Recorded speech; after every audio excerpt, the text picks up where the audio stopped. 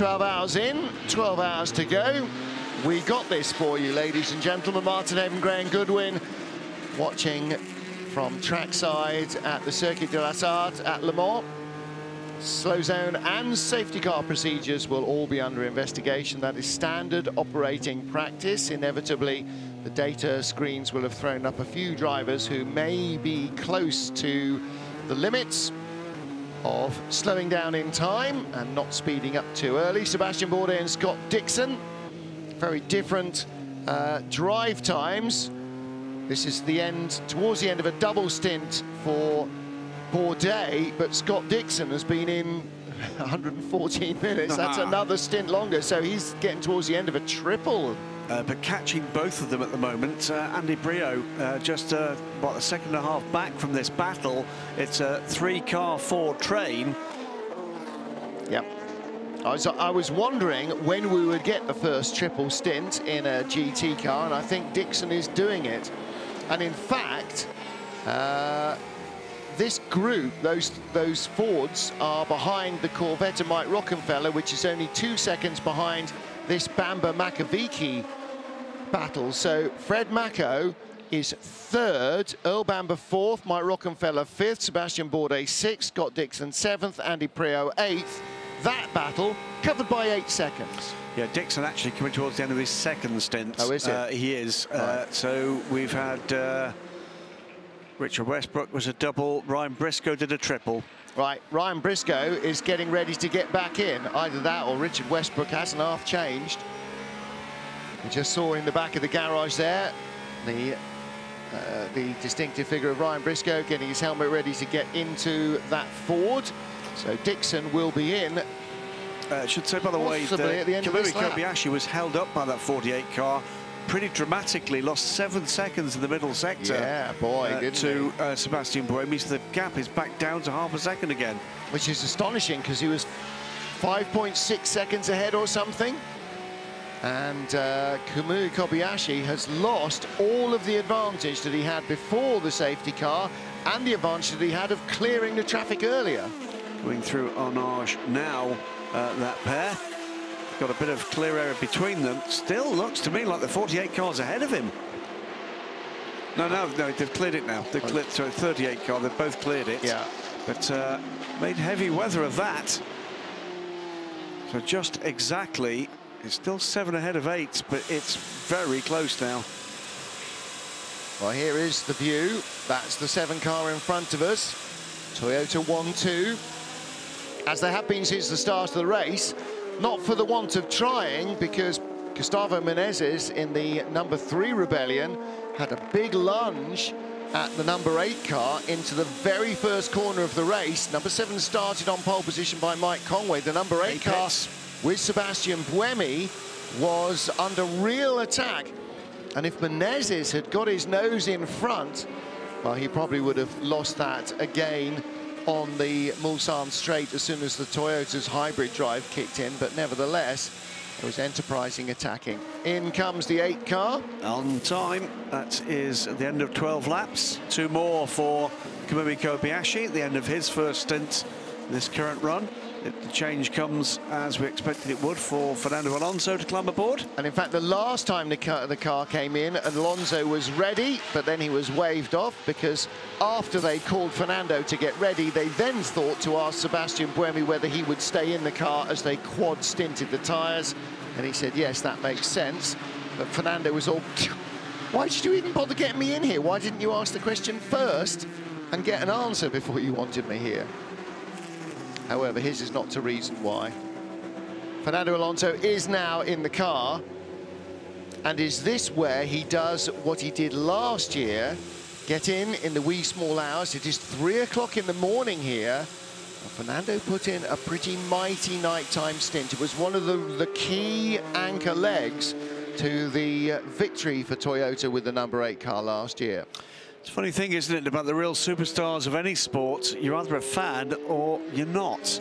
And what I would suggest is this: judge this guy on his talents, judge him on his results, and certainly on the basis of what we saw at the Rolex 24 Hours at Daytona, he was mighty. In a car he's not had a lot of time in, he made the rest of the field look ordinary. And whatever you think of Fernando Alonso, believe me, this man has got unworldly talent behind the wheel of a race car. But there's never been any question, has there, in a Formula One car that he can drive anything quickly. He's proved the same as he's come into Toyota, another hugely sophisticated, complicated car to deal with. If he hadn't been dealing with hybrid Formula One cars, it would have been a massive learning curve. And we saw that with Jose Maria Lopez. Again, nobody's full behind a steering wheel. But the complexity of these cars, really he struggled with. And then, of course, he was trying to deal with a similar situation in Formula E as well. Fernando very quick in anything he's driven.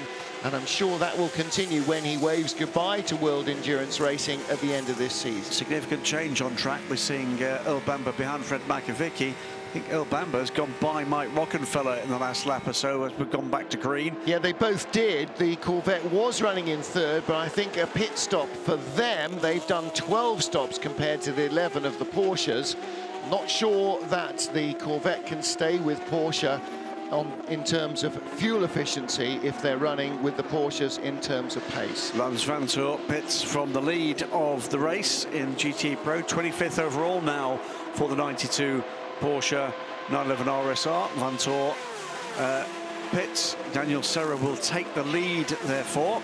That is his 13th stop, which means that Serra now owes us a pit stop. 92, there you see it. Driver change. Double stint for Vanthoor. I think to keep their drivers fit and healthy, they are doubling, and that I think then means Kevin Estra's at the wheel. Fires up and fires it out to pit road. They, of course, do indeed retake the lead. One car remaining in the hunt for AF Corsa and for Corvette Racing. That's a short stint. That is a very short stint. That was Lawrence Vanthoor after just 6 laps. Okay, tyre issue? Maybe. Daniel Serra due in another 3 laps, but is that a telling moment for the Porsche attack?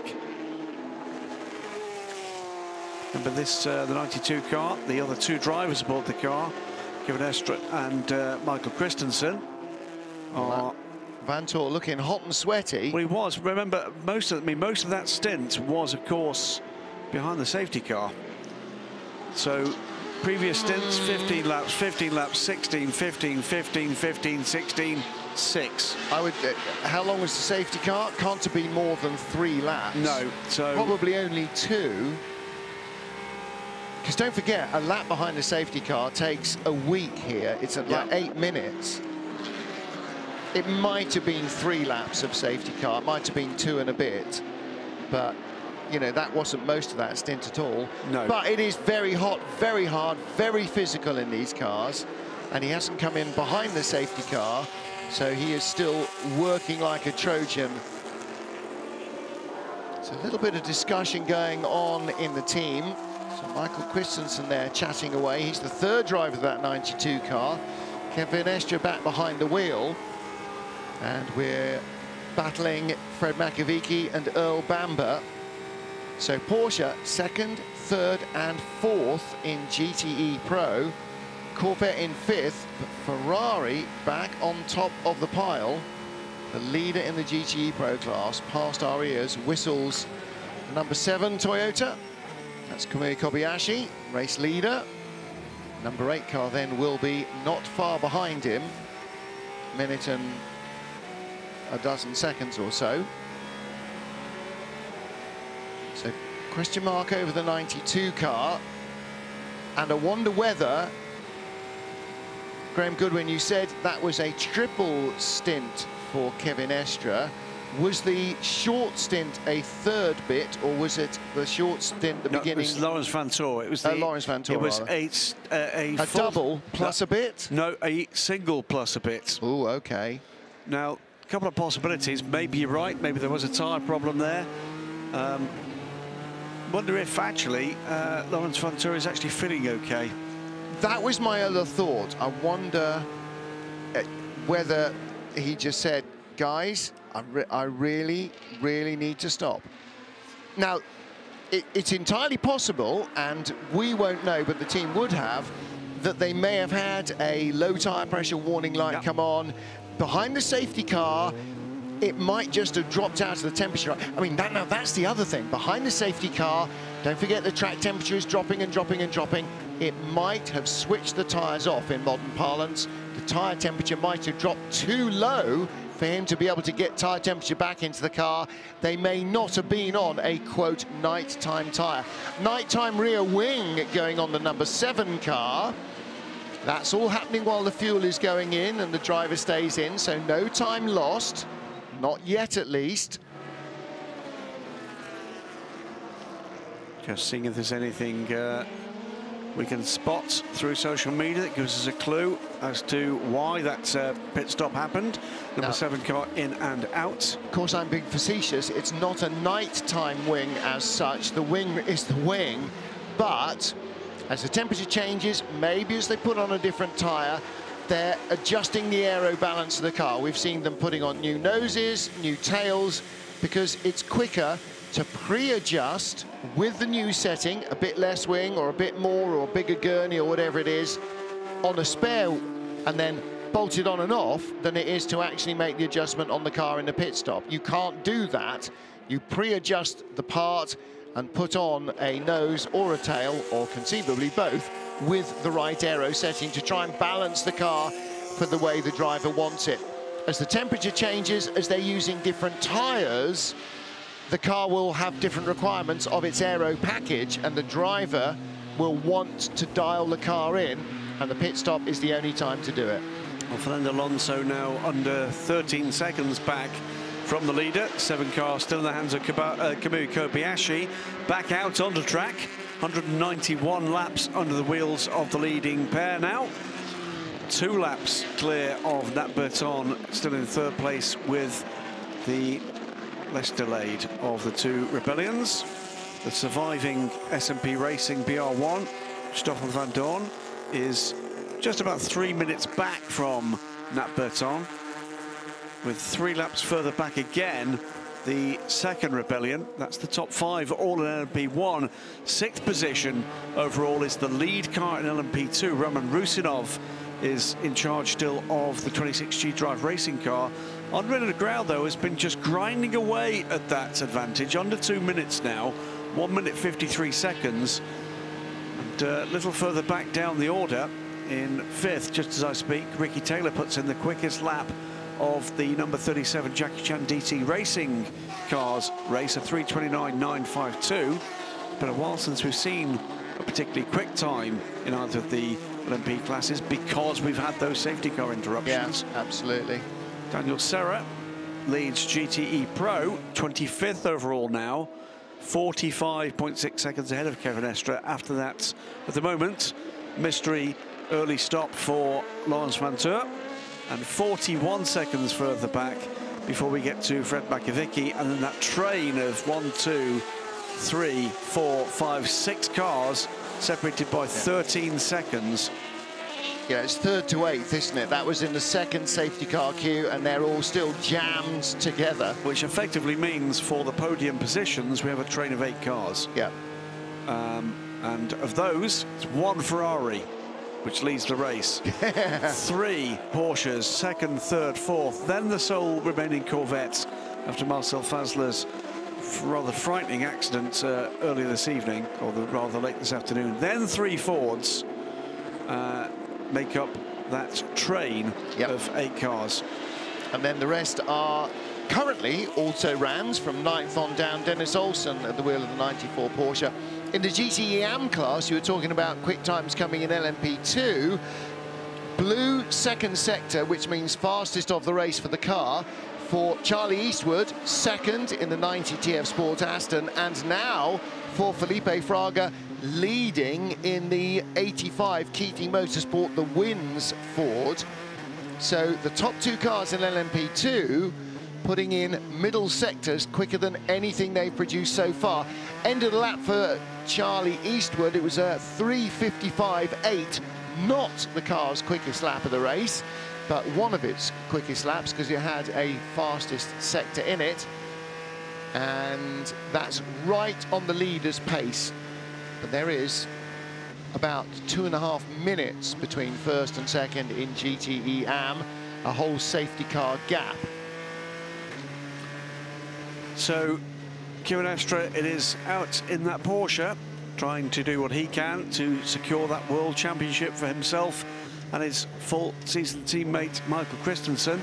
GTM, newest car in the field, the 4GT, and Hamza Felipe Fraga holding off the oldest car left in the field, Charlie Eastwood, and the TF Sport number 90 Aston Martin, the last remaining exponent of normally aspirated goodness in the GTE history of the old shape, Aston Martin V8 Vantage. Just one more race to come for that shape of car in the frontline competition. And that will be the Nürburgring 24 Hours in the GT8 version of that car.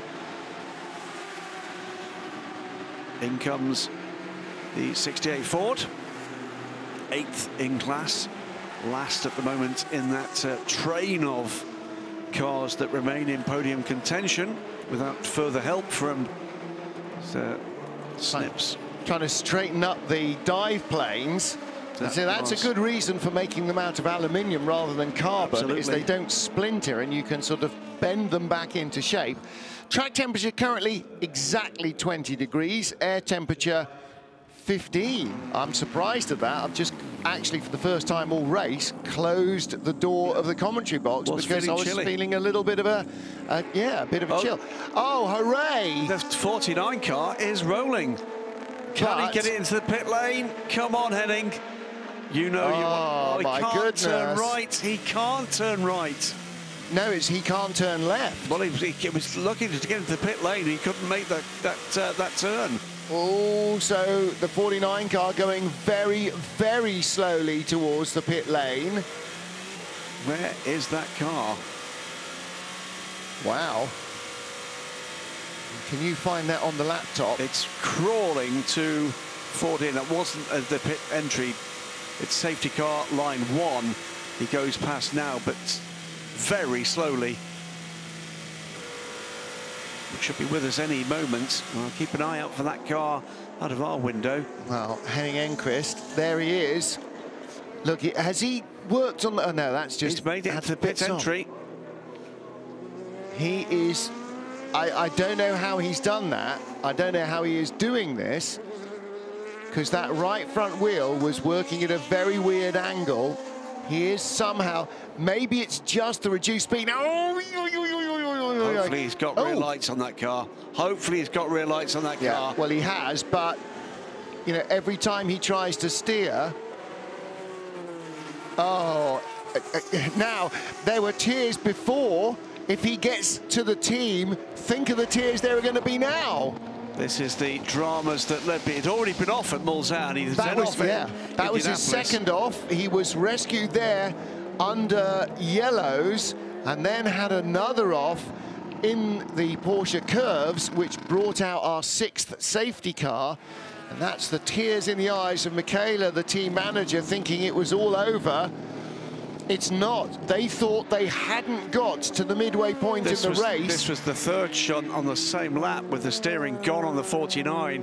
And, well, how long? I mean, just looking The safety car came out at 2:42. It's now 3:20. 40 minutes. That's he's been working on that car. 40 minutes later. And, of course, he's there trying to get out the way. And you were talking earlier about... He's in. He's got the dollies under the car. He's in. He's made it into the pits. Henning Enquist, you little hero. You little hero. They will carry him through the streets of Bratislava after this. They might need to. I bet you he is... I don't know what he's been doing, but I bet you he is absolutely wrung out. So now... It's barely more controllable up on the dolly wheels, because of course they're like shopping trolleys with a loose caster. They're all over the place.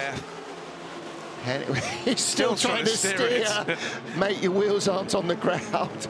There's force of habit for you. He's probably mentally drained. Absolutely. And the emotion, the roller coaster. I mean, for all of them, up, down, up, down, up, down. See the right front wheel is not pointing in the right direction, so he's done an amazing job to get that car back. Nose is missing, floor is missing. I mean, he was off at Mulsanne, he was off at Indianapolis, he was off in the Porsche curves. It's surprising there's much attached in front of the footwell anyway. It is the 69 car. These are the stories that make Le Mans, really. Well, like all sport, it's not about the kit, it's about the humans. Yeah. You know, with cars, it is different. You know, it's not a javelin. Nobody loves javelins because they've got, you know, something. But cars do. Cars have something. They have a, I don't know, it's just a collected assortment of bits of metal and other things, but they have something, don't they? They're almost living things. Cars have character. And this car, the little battler, is not giving up. And these are the stories, aren't they? Just like in the Olympics, it's not always about the winners. No, it's, you know, it's Eric the Eel, it's Eddie the Eagle, and in this case... It's Cool Runnings. Absolutely. Yeah, it's all of that. Because all of this is about human endeavour. Whether you win or you don't survive, it's all... Everybody gives it everything. It's all human endeavour. Everybody wants to get to the end of this race. Yeah. This race decides... And in this case, Henning Enquist has stacked the deck by pulling something out from somewhere. All those fans in the grandstand watching opposite and all those fans watching on television across the globe are all going, oh, now I really want this car to make it to the finish. They've just multiplied their fan base by about 1 billion. Yeah, they may never have heard of ARC Bratislava before. They may never have cared about them before, but they do now. They do now. They really do now. Trust me, they're going to throw everything at this. Behind, you can see garage doors coming down. That is the semi-official sign that a car is officially retired. We have only one official retirement on our timing screen. Cars, instead of being sort of fully illuminated, are greyed out. In the same way that on an options menu on your computer, it's an administrative function. Solid. That is about putting in the paperwork.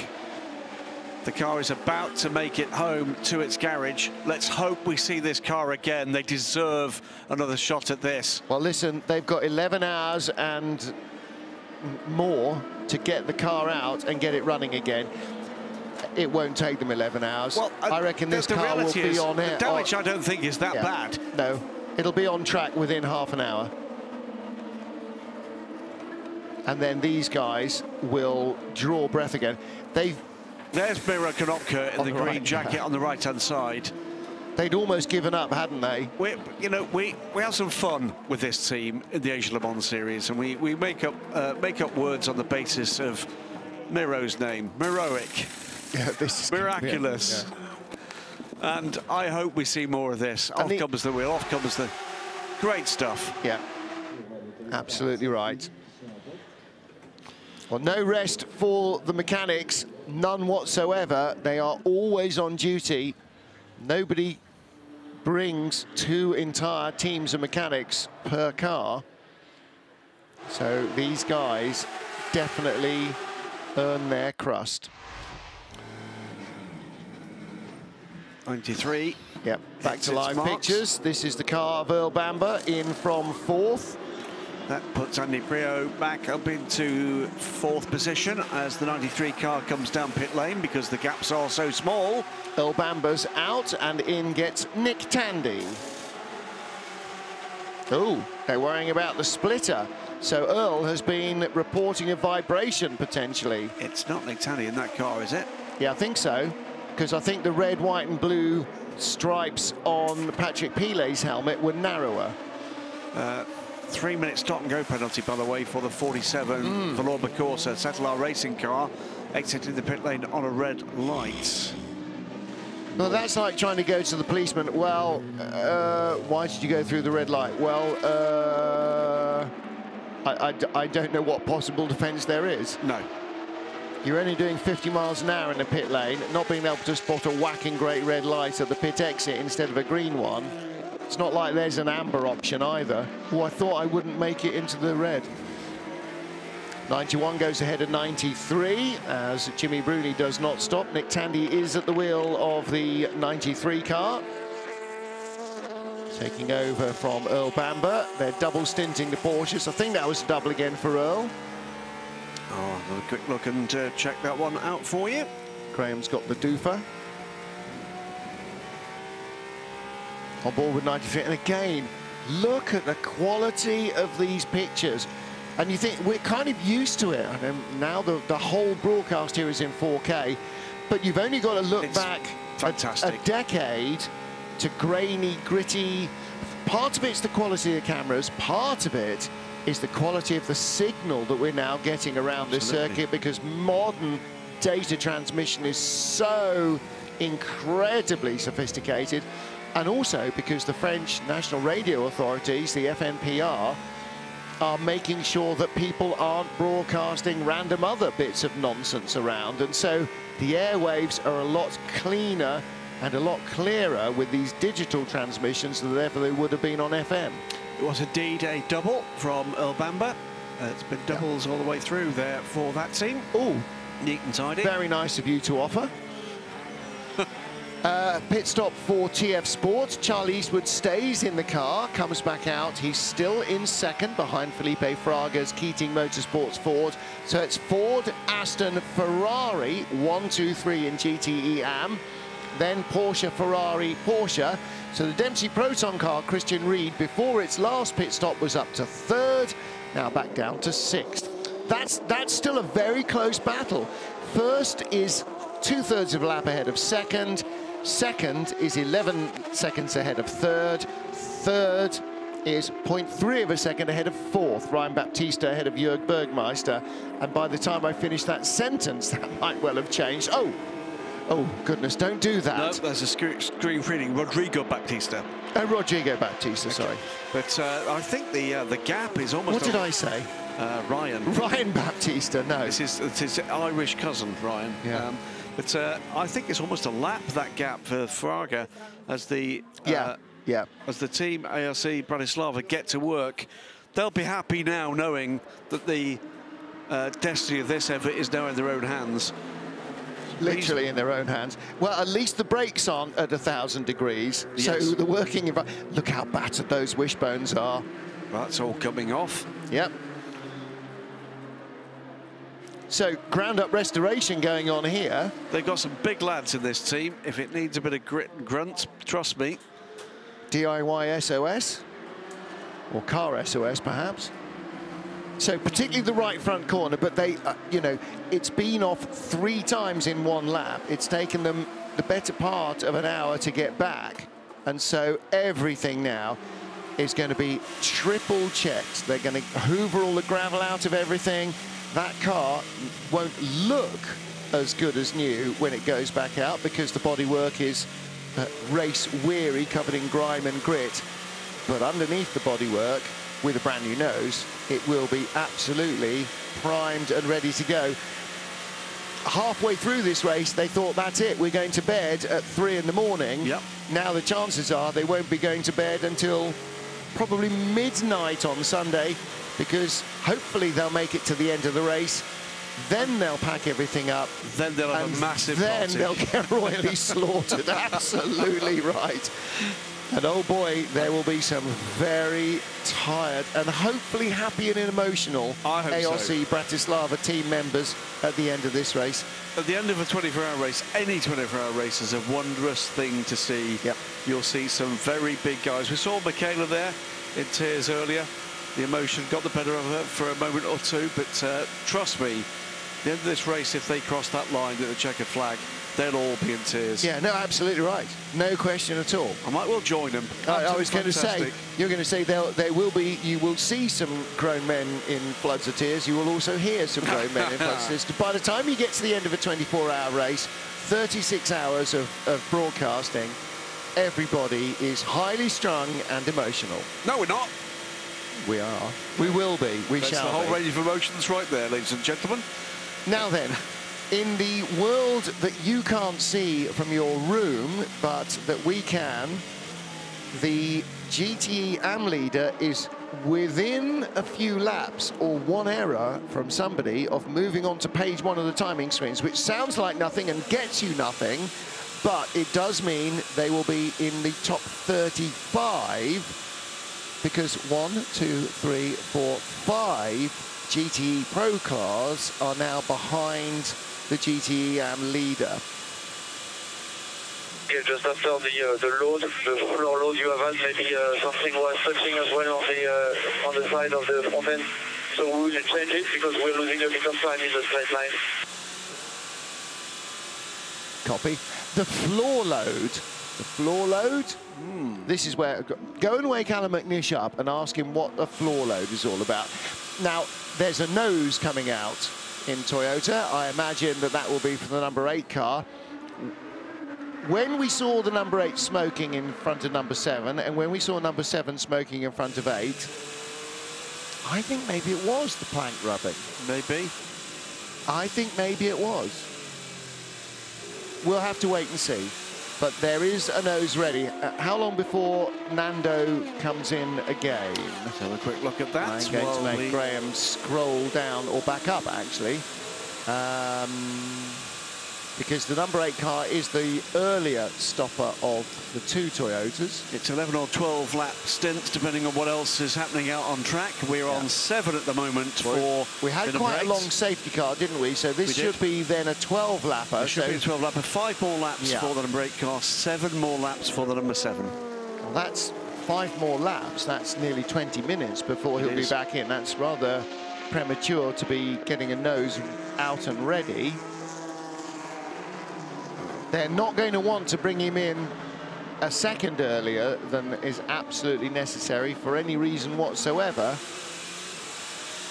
But it does look as though there is a nose prepared. Kamui Kobayashi leads from this man, Fernando Alonso. Toyota 1-2, Nat Berton third for Rebellion. So Rebellion and SMP were always looking for a foot on the podium. At the moment, the number 3 Rebellion car has the advantage over the remaining SMP car, the number 11. Fernando Alonso is dropping back here, and he's dropping back at a reasonable rate. Almost 12 seconds back from Kamui Kobayashi. It's a couple of laps now we've seen him drop a couple of seconds to the leader. Now some of that might be just a bit of luck in traffic. We'll keep an eye on that. Gets on to the Mulsanne through Tête Rouge. Although of course, Graham, it is a 12-kilometre lap, and he lost 2 seconds on that last lap. So he's losing a second a kilometre. Now that's quite a lot in World Rally terms, and it's absolutely. A man who's got the hammer down right now, Pastor Maldonado, 3rd position in LMP2, just gone through with a 3:29.607. Took nearly 10 seconds out of Andre Negrão that time. The gap still 73 seconds, but that's motoring. Of course, my maths isn't very good. 12 kilometres, he's losing 2 seconds. He's not losing a second a kilometre, Martin, you idiot, because he's losing a second every 6 kilometres. So it's not a lot of time, but the team were saying about changing the floor because it is costing us time. A second every 6 kilometres. That's barely noticeable to the naked eye, and yet gradually the lights of the number 7 car in front are getting further and further away. The telling part will be this: 77. He's lost time in a sector where he had no traffic, and where the 7 car did. So he's lost time even with a clear run to Kobayashi. Lost, in fact, 0.8 of a second in that sector. Yeah.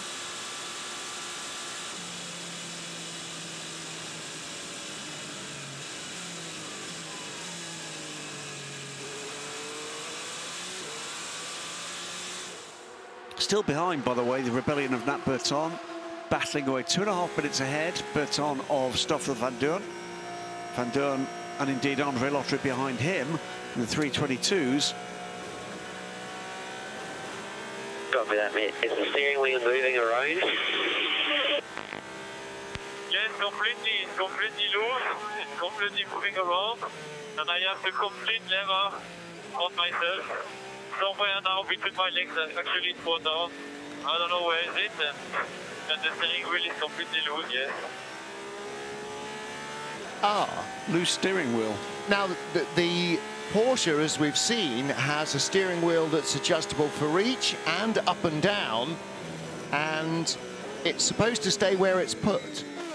And that's so that you can adjust the steering wheel and the pedal box in the Porsche while the seat remains in the same place. And that's to stop the weight moving around in the car. As a shorter driver gets in, his weight will go forward. As a bigger driver gets in, his weight will go backwards. So it keeps the weight balance in the car. But when you lock it in place, like your steering wheel in your car, it's supposed to stay where it is, and it appears that it's not. Now, in your road car, if you're driving quite quickly, you often brace yourself against the steering wheel. That's not what you do in a racing car. You are basically welded into the seat, and your arms and legs are loose so that you can control the car without your body weight being part of that. So having to hold on to the steering wheel and keep it in position means that he's actually putting in steering inputs that he doesn't want. 66 is in, looking very battle-scarred. Stefan Milk in the white and black car. Gloriously filthy, by the way. And a dirty, dirty car. And behind him, the Keating Motorsport car. Yeah, Felipe Fraga didn't see the door pop open, but I'm sure I've said Felipe Fraga for about the last 4 hours every time I've talked about that car. Let's check that one out. I've also seen Ben Keating's name driving it. But I'm now going to have to go and look at my entry list because I can't remember who the third driver is in that car. Oh, Jerome Bleekemolen. So yes, it will be on rotation. It should be Ben Keating next in the car if Ben is going to drive at night. It's the end of a double stint for Felipe Fraga. We'll soon see whether or not he rejoins aboard the 85. That has a big, big advantage, much of which was gained by some good fortune with the safety cars. Have heard, by the way, a lot of, how can I put this, grumbling from other competitors in GTM. They feel that the performance of that car has been rather effectively disguised by Keating Motorsport in the run-up to this race. By not having raced it in the World Endurance Championship. And by not having shown very much in terms of its available pace in any track session up to and including the race. However, it's a 4GT, so the FIA and the ACO know what it can do. Absolutely. So it doesn't matter how fast or slow the Keating Motorsport drivers drive it, because it's a 4GT. Yep. The powers that be have had 4 years of monitoring the performance of a 4GT. It's not like it's got a different engine. No. It's just got different drivers. So its balance of performance will be its balance of performance.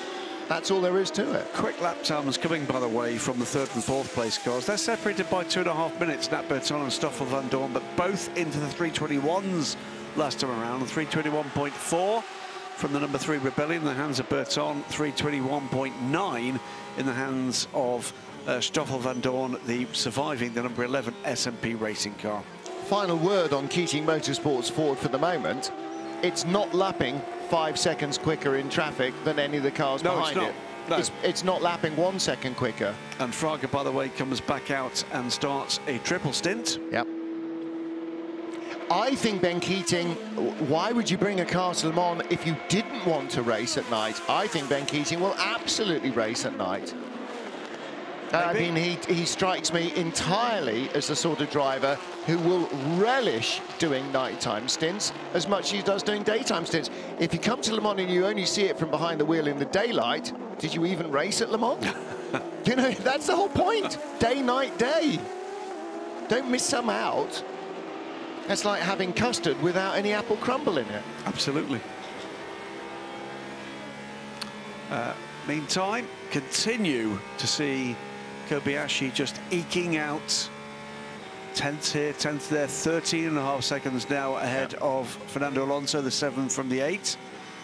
Well, this lap it was only half a second, or last time round it was only half a second, but you're right, you know, a number of laps it's been 2 seconds and more. In the LMP2 class, by the way, Negrão is beginning to make an impact on Roman Rusinov. It's 1 minute and 46 seconds. That was well over 2 minutes Maldonado, meantime, is making further inroads into the Grau at 68, 69 seconds now. Having gone past Hope in Tung, Maldonado is up into third position and beginning to just nibble away at the advantage the Synthetic Alpine has got.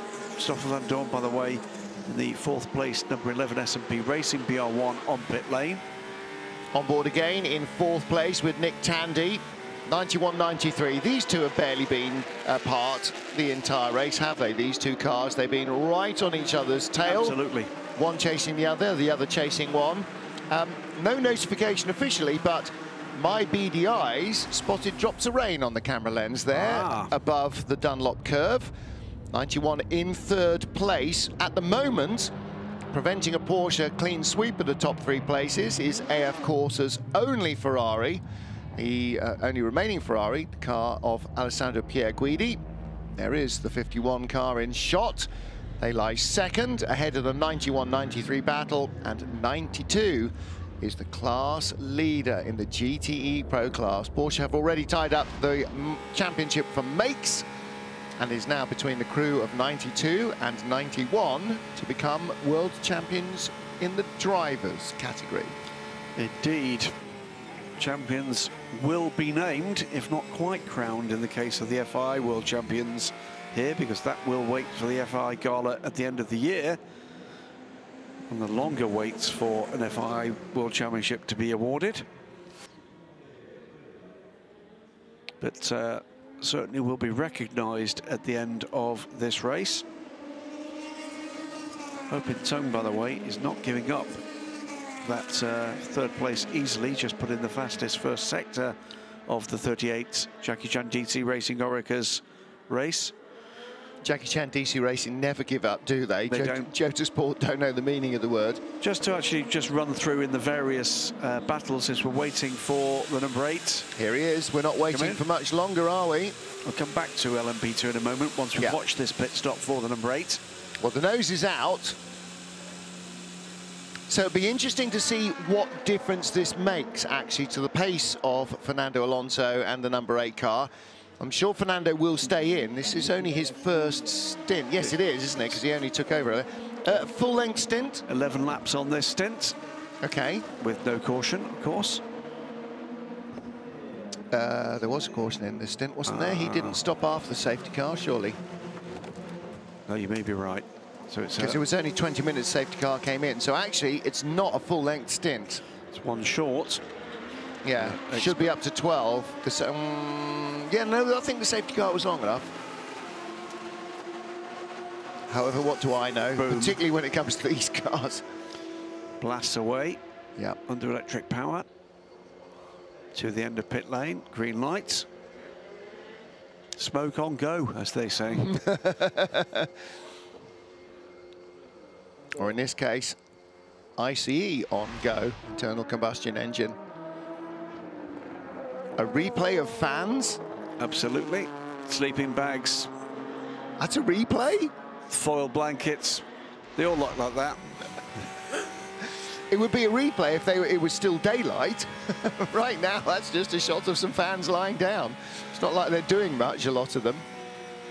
It's another minute and 5. It's been clockwork, like minute and 5, minute and 5, minute and 5 from Toyota for the pit stops. 200 laps now under the wheels of both Toyotas. Well, we're not, I don't think, going to get to a record distance, not with 6 safety cars in the first half of the race. Plus full course yellows, plus slow zones. 93 chasing 91, still for third place. Tandy right behind Bruni.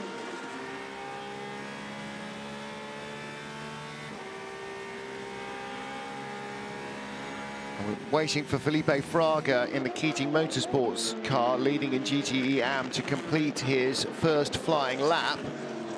So he can either make me a liar or prove me right in my bold and confident statement that he's not going an awful lot quicker than the other GTE AM cars. Well, looking down that list, Matteo Cressoni at the moment is aboard the Clearwater Racing car, pro driver, 357 from Matteo, 356 from Com Ledegar, 356 from Ben Barker, 3:55 from Vincent Abril. It's going to be a 1-minute stop and go penalty for speeding in the slow zone for the number 70 MR Racing car, Olivier Beretta. Another pro driver, 3:57 for him.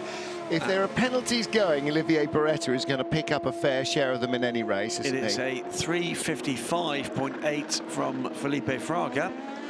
So it is amongst the quicker of the GTE AM, but you're certainly right, it's not a massive amount quicker. He does a 55.8, behind him Charlie Eastwood a 56.4, so 0.6 of a second on that one particular lap over 12 kilometers. Again, that's not a big margin. That's not even a 1/10 of a second a kilometer. That's half a tenth. That's 0.05 of a second a kilometer. That's not a huge performance advantage. 3:45 in the morning. We're getting into Alan Partridge territory now. I shall have a look and see what time sunup officially should be. It's around 5:30. Sunrise, 5:58. Oh. Porsche on pit lane, and that is the lead car, the 92 car. Kevin Estre brings the car down pit lane. Alessandro Pierguidi, as he crossed the line 32 seconds back, so will power through into the lead. I'm pretty certain that will not be stopping on the same lap. They haven't before. The Ferrari and the Porsche have always flip-flopped between their respective pit stops. So he goes through, takes the lead, 7 laps on the stint for... Into Europol behind are in. That is another short stint from Porsche. It's 10 laps only. So remember, it's 6 laps from Laurens Vanthoor. It's 10 from Kevin Estre. What is going on there? Well, are they not on the right tyre for the cooler track conditions? That's the only thing I can think of. It's in the garage. The lead car is in the garage. This is the defending champion car. 92 Porsche in early. And they're getting the air jacks out. This is the floors coming off, isn't it? This is a big underneath the car job. Well, here's the drama. This is the championship leading team, the world championship leading team, Estre and Christensen. Let's listen.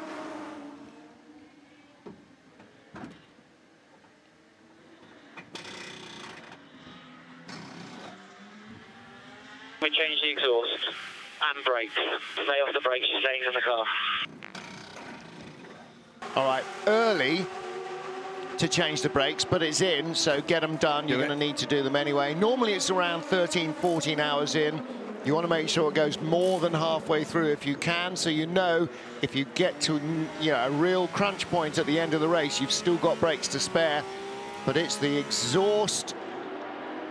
Now, we didn't notice any lack of pace in the car, so either it has just broken, come loose or whatever, or it has been causing them an issue and eventually they've decided they can't do anything about it. 93 has to take to the escape road there, but that is now the battle for second. Nick Tandy has got ahead of Jimmy Bruni, or stays ahead of Jimmy Bruni. Ferrari lead once more. But it won't flip-flop back. No, it won't, because it's 1 minute and 25 seconds is the gap to second place Nick Tandy. That is a big advantage now being drawn by the solo Ferrari, the 51 car, in the hands of Alessandro Pierguidi. He is the outgoing world champion together with teammate James Collado. And whilst at the moment it's not quite bad news enough to cost the 92 squad the world championship, we're going to keep our eye on exactly what the point situation would be here, depending on how much further down the order they slip. It'll be a wee while yet before they lose another place. We've got 11 hours to worry about that. We'll just let them get on with what they get on with. Oh, could be some fun. Go on. Honestly, I have to say, points possibilities and their multiplications, they're not my idea of fun. You can carry on with that. We'll have a look anyway. We'll just watch the race for second place. Nick Tandy ahead of Jimmy Bruni. But that is going to be the gap to watch now. It's 1 minute and 25 seconds is the gap, therefore, to take a note of. 85.5 seconds in old money. Well, no, that's the gap between Pierre Guidi and Nick Tandy. The gap between the two Porsches is 7/10. It's been up and down. Indeed. From half a second out to 1.2, back down to 7/10. Yeah, point There's here is the new exhaust in its wrapping. Porsche will not want to give up a potential win at the Le Mans 24 Hours, not in their Manufacturers' Championship winning season. Porsches never give up, and even when they all hope is gone, and we've seen this, haven't we? Remember when they raced back against the LMP2 car? Remember when they knew they were going to be beaten by Toyota, and then one lap for the end of the race, suddenly they weren't going to be beaten by Toyota? They never give up. They never would have given up even if those two stories hadn't happened in the last 4 or 5 years in the Pro class, in the P class. So the answer on the World Championship is that 8th or better will do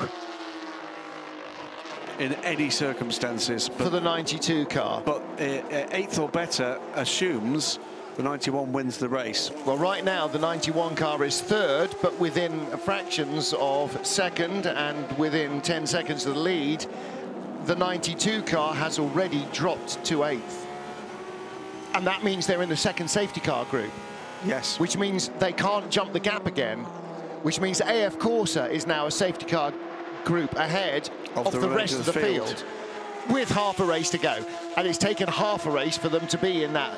And that will be the message that somebody with as big a brain as we have and then some will be starting to communicate to the rest of the team at Porsche. They need to close the gap. Most plankton have as big a brain as I have when it comes to race strategy, I'm afraid to say. Well, if we can spot it, they most certainly can. Yeah. And they appear to be looking for further damage underneath that car. I think it was just checking. That's new brakes. You can see the calipers with the binding around them, holding everything together when they're not in situ on the car. They're held in by 2 bolts. We stood and watched them doing fast brake changes. They can do a brake change on the car while it's being fueled and driver changed and tyre changes. It's literally a 20-second job. It's just the most remarkable thing. And that's changing the caliper and the disc. Absolutely. And connecting it and not bleed. How do you not have to bleed it? That's what gets me. If anybody is used like me to tinkering with rattly old cars, anytime you do anything to the brakes, you spend the next week bleeding the flipping things. Maybe it's because I'm not like these guys. Into the garage as well for 32 car. No, 32 and 22 were running nose to tail. I hadn't noticed that Will Owen's car had been in for a while. Felipe Albuquerque's just left in the 22 car. They were 7th and 8th.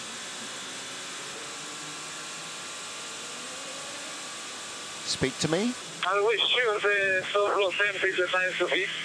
Reinforcement of science. So I don't know if it's I don't know. The problem is we have something a bit strange with the aero figure, so we have a bit we have lost some top speed as I said before, and this was not cured with the front end and rear end, so maybe the floor is a bit damaged. Aero issue for the number 8 car. Maybe the floor is a little damaged, the engineer was telling Fernando Alonso. What, with all that rubbing on the ground and smoky bits coming out? Who'd have thought? I mean, I don't know. You know, we are really having wild stabs in the dark, literally in the dark, aren't we? Guessing where that sort of vapory, smoky, traily thing came from. But it was so noticeable. Yeah, absolutely, and for a long time. And then from the number 7 car when it was in front of the number 8. I mean, it could be that, again, they were topping up oil and there was an overfill, but it was a lot of smoke. And on both cars. Indeed. Yeah. I do know that they did top up oil in one car. That much I did ascertain from a source of the team. So battle on for Corvette, Antonio Garcia, and Ford, Sebastian Bourdais. This is for 4th, and this is in the pack. So 1 minute 25 ahead is Alessandro Pierguidi in the Ferrari. Okay, so he's out front. Then you've got Nick Tandy, 0.8 ahead of Jimmy Bruni, who is 8 seconds ahead of Antonio Garcia, who's 0.9 ahead of Sebastian Bourdais, who's 4 seconds ahead of Ryan Briscoe, who's 8 seconds ahead of Andy Prio. He's 3 minutes ahead of the 66 car. Sam, let's go to fuel mix 2, but continue fuel saving like you are. That should be a little better for you, hopefully. All right, so Sebastian Bourdais attacking the Corvette in front while fuel saving. Yep, it's the miracle of modern motor racing. It never ceases to amaze me what these guys can achieve. 38 car away, stalls a little, away he goes. Yeah. That is... Gabriel Aubrey? Well, hoping Tung Ho, yes. in. Ho stays in. I think that was Ho's chin piece of his helmet. And 38 car clears, and hoping Tung it is. Yeah. Minute 11 seconds. To still very much in contention for podium positions at this stage. Now, Sebastian Bourdais last time round, 3 minutes 54.7 to 3 minutes 52.8 of Antonio Garcia, and yet they're only 1.4 seconds apart. Was Garcia behind Bourdais? I don't remember him being. Yeah, he has to have passed him. Not necessarily, because he could have been held up and dropped back towards the Ford in traffic. All it takes is a P car to dive in front of you in the braking area, and you have to brake harder, then you lose a second or two. That's all it takes. I'll check that out. But it's interesting, isn't it? The Garcia last time round was a fraction quicker, and yet... And so you're assuming that Garcia must be doing a degree of fuel saving as well to eke out his fuel to get the maximum number of laps out of that tank. Again on board in the battle for second place in GTE Pro. Nick Tandy is in front of us. We ride with Jimmy Bruni. And the Porsche team, all eyes on the battle. 92, by the way, is still in the pits. 92 is 12th in GTE Pro and will not, if nothing else changes, be world champions. He has taken the position from Sebastian Bourdais. He has, okay, so Antonio Garcia got by Bourdais. And we have a problem at Marshall Post 27. It's the bicollis is stationary. Aha. At, Tom Dillman at the wheel of the car. No major issues in Sector 1 or Sector 2, according to the time it posted. Against the barrier at the exits of Arnage, isn't it? 27, yes. He's just come out of Arnage, he's rolled to a halt on driver's right, so he's out of the way of everybody. Well, that's but he's also miles away from a marshal's post. And it's dark. Yeah. Well, he's not miles away from Marshall's post, actually. There will be a Marshall's post fairly close, but that car's going to need a tow if it won't restart. Now, is that going to require a slow zone, or is that going to require something more? This is beginning to get into the realms of difficult territory, isn't it, for the 92 car, because it's continuing to drop down the order, down to 36th position. And... well, it's dropped so far down, and this is a marker of how far behind it is. There's actually a BMW in front of it. Yes, and this is getting into... oh dear. This is not good news for the World Championship leaders. No. Right there is more than we're changing the exhaust. Slow zone? No. Yellow zone. Did that say safety car? Was that on the board, flashing? Didn't see safety car. It said something, so it was either SC or SZ, but neither a slow zone nor a safety car have been notified. There's something very weird there. I'm getting a live feed from race control and nothing shown there. No, I agree. It was a rogue. It could have been actually the light shining off the back of the board. Well, no, because we're looking at it from Arnage, looking downstream, so it was what the drivers would see. This is where we need a screen grab from somebody who rewinds. Baron van Clutch, I'm looking at you. Graham's now going to have a quick look at Twitter to see if anybody responds. Yeah, that's a nice looking dinner. I thought Instagram was for posting pictures of your food, not Twitter.